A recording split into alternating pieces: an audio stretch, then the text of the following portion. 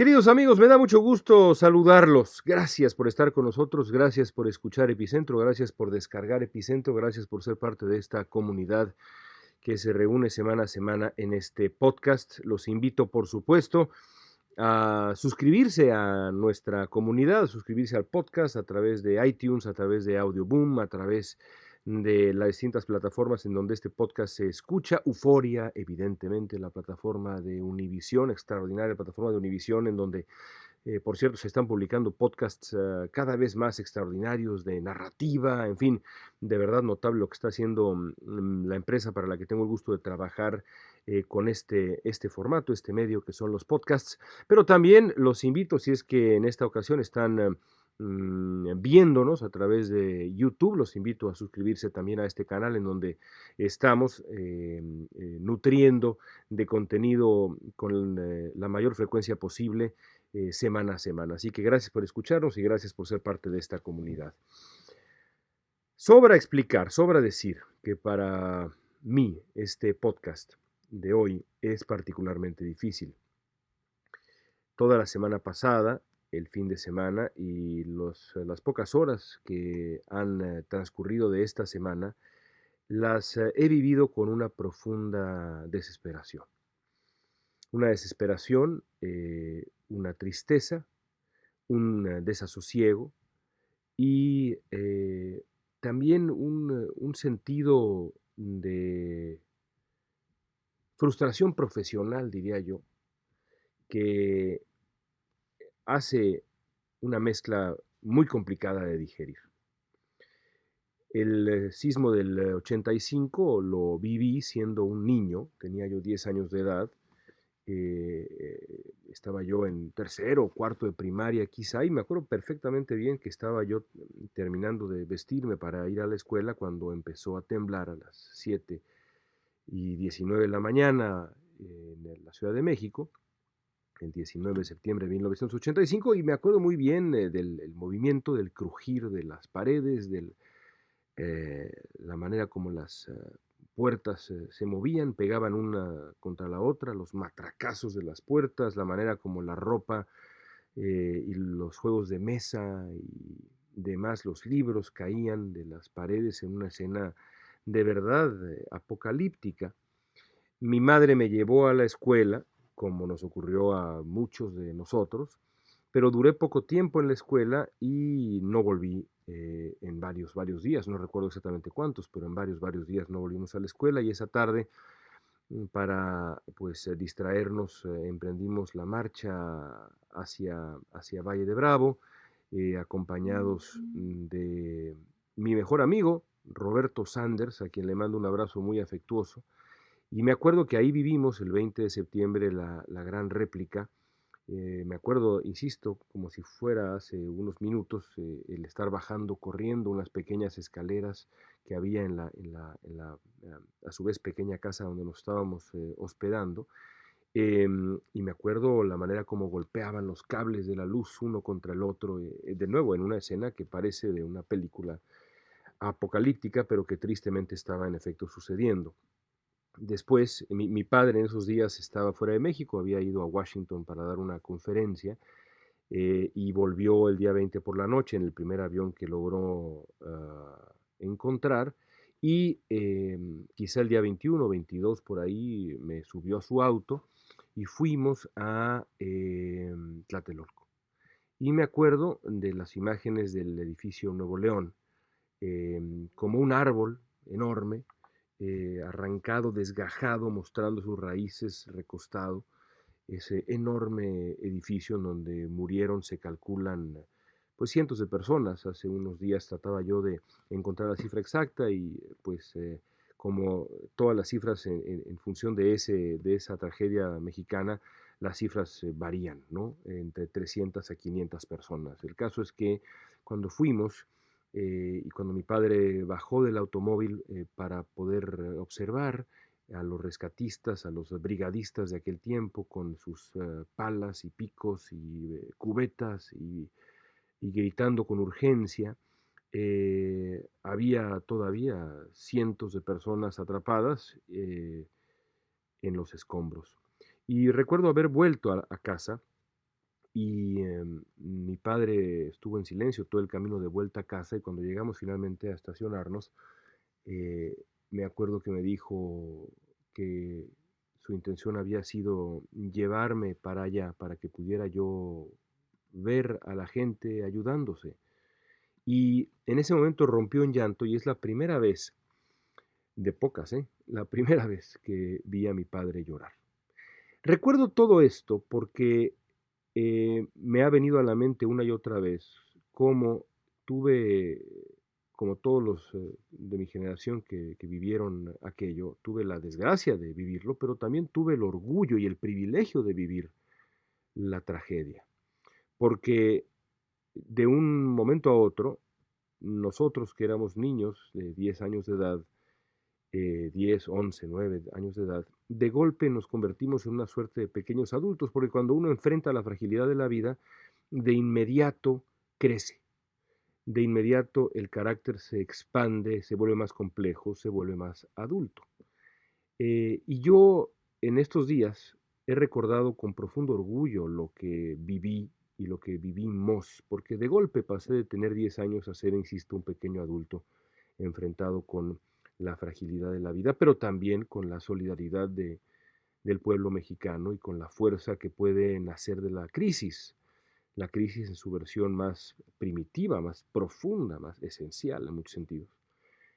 E insisto, cuento esto porque en esta ocasión, así como millones de mexicanos que vivimos acá en Los Ángeles, que es la segunda ciudad con más mexicanos del mundo, y también así como millones de mexicanos que viven fuera de México, esta vez no tuve la oportunidad de compartir con mis compatriotas y con mis paisanos y con mis vecinos y con mi familia y con mis amigos y con mis calles y con mi aire la tragedia. Y eso pesa como me han pesado pocas cosas en la vida. Lo confieso abiertamente. Me pesa por, primero que nada, me pesa como mexicano, me pesa como mexicano, me pesa como un hombre con 2 manos y 2 pies y 42 años y voluntad de ayudar y de pegar de gritos y de sumarme a las cadenas, pegar de gritos para ayudar, no me refiero a quejarme, sino a pegar de gritos para organizar, a sumarme a algún centro de acopio, sumarme al espíritu solidario. Eso a lo lejos, a pesar de que acá hemos hecho algunas cosas desde Los Ángeles, y Los Ángeles, insisto, es una ciudad tan, pero tan mexicana, eso ya no pude hacerlo. Cuando haga el recuento de mis días, tendré que aceptar y decir que no estuve ahí, así como estuve ahí el 19 de septiembre del 85, no estuve ahí el 19 de septiembre del 2017, y eso me pesa mucho como mexicano. Eh, pero también me pesa como periodista, evidentemente. Me ha pesado mucho como periodista no estar ahí, no estar ahí para narrar lo que ocurría en las calles en donde crecí, porque pues como muchos de ustedes que me escuchan allá, las calles dañadas de la Roma, de la Condesa, de Cuapa, son cercanísimas. Y en mi caso tan cercano que la universidad que resultó dañada fue precisamente mi alma mater. Murieron 5 personas en el lugar donde yo estudié 4 años y medio. Uno de mis profesores de aquel tiempo resultó herido en una pierna en el TEC Campus Ciudad de México. Ese campus bellísimo, pero que resultó ser más frágil de lo que pensábamos. Así que no podía ser más cercano. Lo que ocurrió, la calle de Ámsterdam la recorrí con mis abuelos y mis bisabuelos durante toda mi vida. Mi padre vive todavía hoy como vivieron sus abuelos, como vivió su abuela adorada en la calle de Ámsterdam. Durante varios años viví en la zona alrededor de la calle de Nuevo León, de Alfonso Reyes, de Cholula, de estas zonas de la Condesa. Ahí nació mi hijo. Así que bueno, en fin, es mi ciudad. No podía ser más cercana y no poder narrar de cerca me ha dolido y me frustra y me deprime y me entristece y me molesta profundamente. Pero en fin, no hay mal que por bien no venga, y las desventajas enormes de la distancia también implican ciertas ventajas de la distancia. Y la ventaja central de la distancia es que he podido, desde acá, aprovechar las imágenes del sismo, los sonidos del sismo, las fotografías, los videos, las historias del sismo para finalmente poder dejar claro qué es mi país.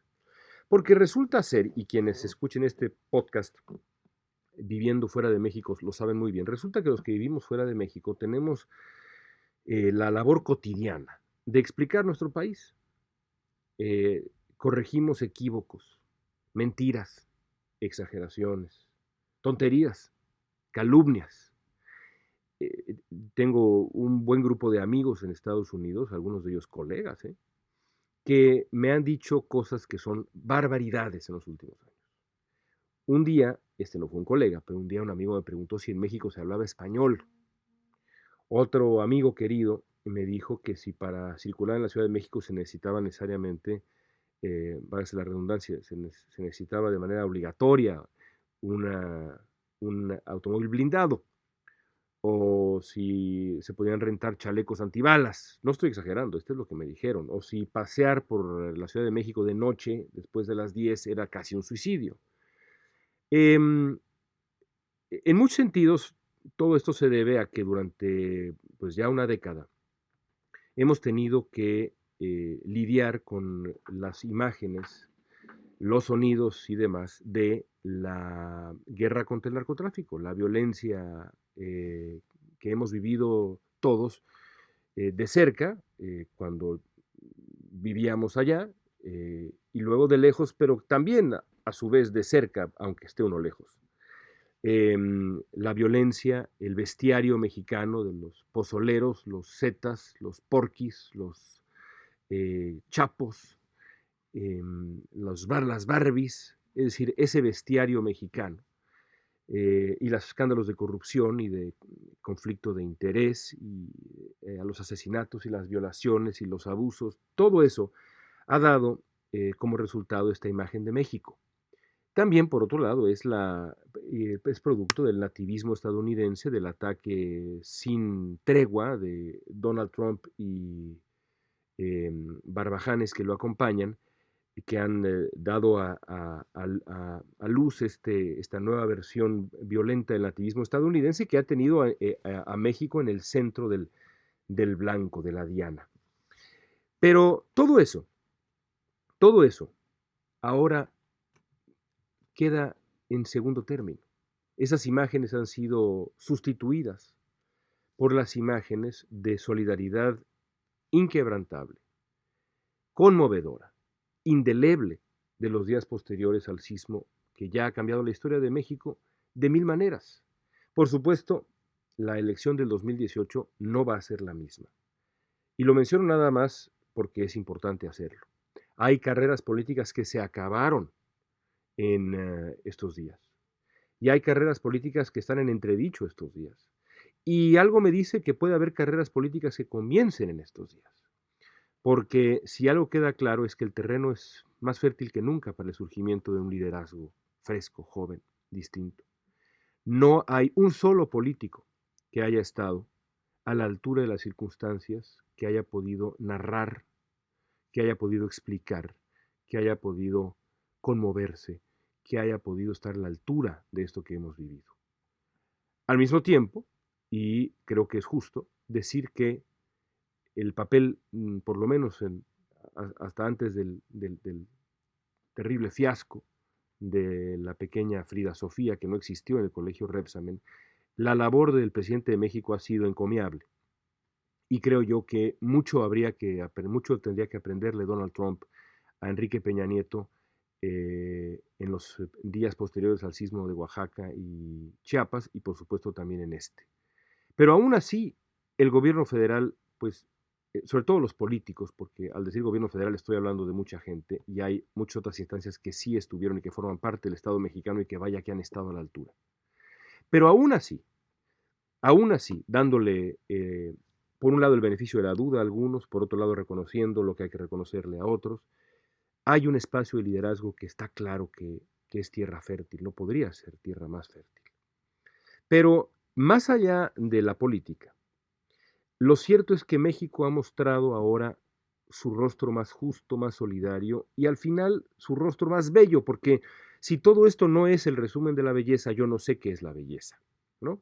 Los jóvenes bajo la lluvia repartiendo víveres, los centros de acopio, las, la gente, entre comillas, famosa, despojándose de cualquier pretensión ridícula y ayudando y aprovechando su celebridad para apoyar y para hacer las cosas bien y para aprender y para ser humilde, los voluntarios pidiendo silencio con el puño en alto, los rescatistas retirando guijarro por guijarro, los ingenieros, los médicos, los restauranteros, los peritos, los choferes, la señora que llevó su silla de masaje, de esas que metes la cara y además y llevó junto con ella un rodillo para darle masaje a la gente con un rodillo de cocina. Bueno, carajo, todo eso, el himno cantado a capela, todo eso es lo que está en el mundo hoy. Las Fuerzas Armadas trabajando junto a los civiles, todas esas imágenes son las que le han dado la vuelta al mundo hoy. Hoy México es eso. Decía yo y reflexionaba yo que para mí, y lo digo con mucha humildad, pero pues lo comparto porque es lo que siento, esto ha sido como una suerte de ciclo prehispánico, ¿no? Es decir, un ciclo prehispánico de resurrección en donde la tierra brava ruge y eh, despierta, despierta al país, sacude al país, también llevándose consigo vidas, llevándose consigo esperanzas, pero dejando tras de sí nuevas esperanzas, nueva vida mexicana. Y francamente, cuando uno piensa todo esto a la distancia, le da orgullo a uno ser mexicano y en el fondo lo único que uno quisiera sería poder estar allá por un minuto para poder respirar el aire que ustedes allá han respirado. Pero sobre todo compartir el enorme orgullo que da ser mexicano en este momento. Por último, desear, ¿verdad? Desear que esto que ha sucedido permanezca, por supuesto, pero no derive en lo que de pronto a mí me asusta que derive esta ola de solidaridad y de unión, que es otra etapa del duelo, el enojo, porque nos vamos a empezar a dar cuenta de todo lo que se hizo mal, nos vamos a dar cuenta de la corrupción, nos vamos a dar cuenta de los permisos mal otorgados, nos vamos a dar cuenta de las construcciones mal hechas, nos vamos a dar cuenta que las famosas reglas de construcción después del 85 de las que estábamos tan orgullosos, en muchos casos no se cumplieron.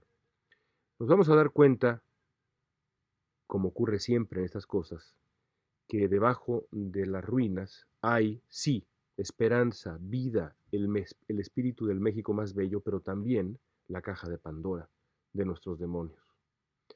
Y yo espero que a final de cuentas, cuando se haga el recuento de los daños y de los años, lo que impere sea ese espíritu del México bueno y que nos lleve a un parteaguas auténtico de nuestra vida nacional.